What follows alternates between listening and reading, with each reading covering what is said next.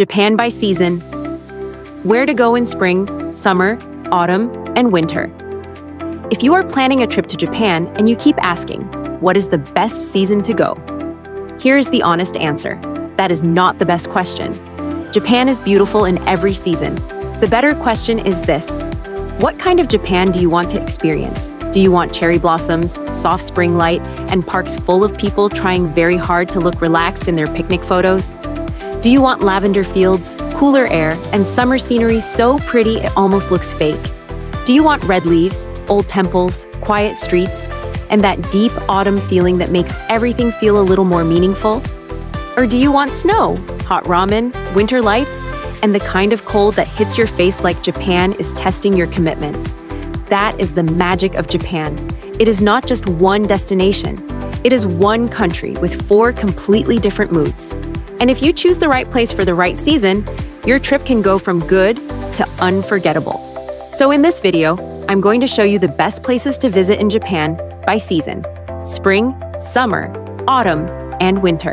And for each one, I will tell you what is great, what is annoying, what to eat, where to stay, and what kind of traveler it fits best. Let's start with spring. For spring, my pick is Tokyo. Yes, I know, that sounds obvious. But sometimes, obvious is obvious for a very good reason. Tokyo in spring is one of the easiest, prettiest, and most rewarding choices for first-time visitors. Normally, people think of Tokyo as fast, crowded, intense, and always in a hurry, which is fair.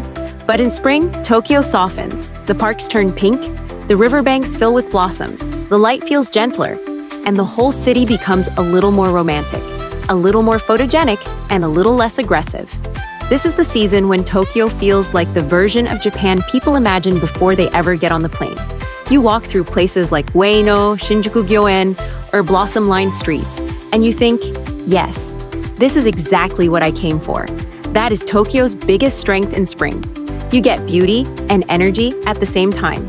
You get cherry blossoms, but you also get neighborhoods, shopping, food, nightlife, and the full city experience.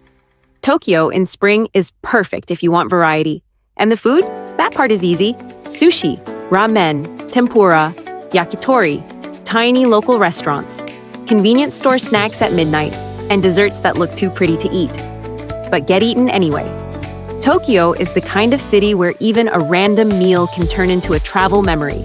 Now for the downside. Tokyo in spring is crowded, very crowded. If you go during peak blossom season, you will quickly realize that the rest of the world had the exact same idea. Popular spots get packed, hotel prices go up, and getting a nice photo can start to feel like a competitive sport. So who is this for? First-time visitors, travelers who want that classic Japan feeling, people who like energy, movement, and lots of choices. Where should you stay? Stay in Shinjuku if you want convenience, transport, and big city energy. Stay in Asakusa if you want something more traditional, more atmospheric, and more photogenic. Stay in Ueno if you want a practical balance between location and price.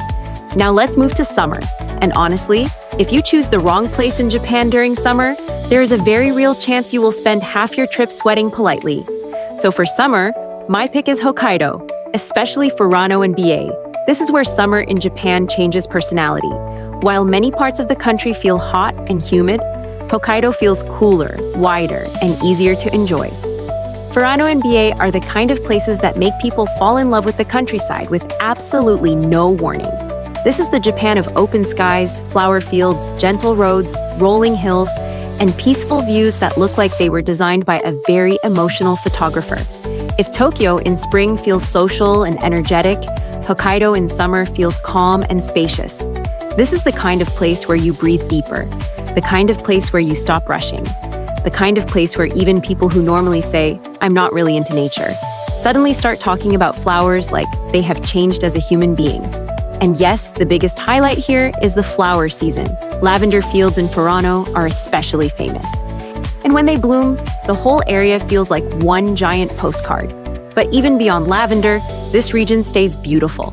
Green landscapes, colorful farms, soft summer light, and a much slower pace. Now the downside.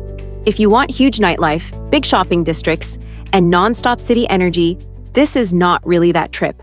Furano and BA are quieter, slower, more scenic than exciting. Also, this trip gets easier if you have flexible transport. Public transport works, but having a car makes everything smoother. So who is this best for?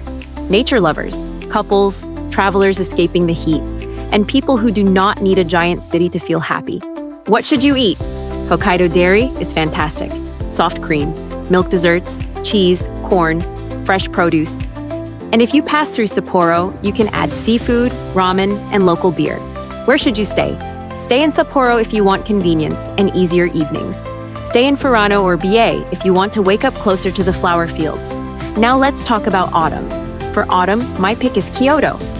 And honestly, Kyoto in autumn feels almost unfair. This is the version of Japan people imagine in their heads. Temples, wooden streets, old neighborhoods, red leaves, golden leaves, soft light. And that quiet elegance that makes everything feel more cinematic. Kyoto in autumn is not loud beauty. It is deep beauty. It does not jump at you. It surrounds you. You walk through old streets or temple paths and suddenly realize you have slowed down without even meaning to. That is Kyoto's strength in autumn. It fits its own personality perfectly. History, atmosphere, traditional architecture, gardens, tea houses, temple grounds, and all of it looks even better when the leaves change color. If you want a trip that feels rich, textured, and just a little poetic, Kyoto in autumn is hard to beat. And the food fits the mood too. Kyoto is not trying to overwhelm you. It is more delicate. Matcha desserts, wagashi sweets, tofu dishes, seasonal meals, quiet little cafes, elegant dinners. Now the downside, Kyoto in autumn is crowded. Again, very crowded. And because many of the famous areas are more compact, the crowds can feel even tighter than in a huge city like Tokyo. So this is not ideal if you hate waiting, hate crowds, or want everything to feel spontaneous. But if you love culture, old streets, temples, and a trip with real emotional atmosphere, Kyoto in autumn is absolutely worth it. Where should you stay? Stay in Gion or around Shijokawara-machi if you want charm, beauty, and atmosphere. Stay near Kyoto Station if you want easier transport and a more practical base. And finally, winter. For winter, my pick is Sapporo. If you want a proper winter trip in Japan, not just chilly weather, but real winter, Sapporo is one of the best choices. This is snow, steam, hot food, cold air, thick coats, bright lights, and the kind of weather that makes you feel very alive. Sapporo in winter has strong visual energy, snow-covered streets, festival scenes, warm restaurants, and bowls of ramen that somehow feel more emotional than food should. If you want your Japan trip to feel strongly seasonal, this is it. One of the biggest reasons people come here is the winter atmosphere itself. Everything feels sharper, stronger, more memorable. And if you visit in early February, you also get the famous Snow Festival. Huge snow sculptures, light displays, and a city that suddenly feels like one giant winter event. Now let's talk about food. Because Sapporo in winter is basically comfort food with weather effects. Miso ramen, soup curry, seafood, crab, grilled dishes, hot drinks. And after standing outside in snow, even a simple meal feels like emotional recovery. Now the downside, it is cold. Properly cold. Not cute winter outfit cold, real cold. The kind of cold that turns a short walk into a personality test. If you are not used to snow or icy streets, this can be tiring. And during peak winter events, prices can rise. So who is this best for? Snow lovers, couples, photographers, people who want a true winter atmosphere, and anyone who thinks hot ramen after freezing outside sounds like a perfect evening. Where should you stay? Stay near Sapporo Station if you want convenience. Stay in Odori if you want to be close to the main festival area. Stay in Susukino if you want nightlife and more late-night food choices. So let's make this simple. Choose Tokyo in spring if you want your first Japan trip to feel iconic, exciting, and full of variety. Choose Hokkaido in summer if you want cooler weather, flower fields, open landscapes, and a gentler version of Japan. Choose Kyoto in autumn if you want old Japan, beautiful leaves, strong atmosphere, and a trip that feels cinematic.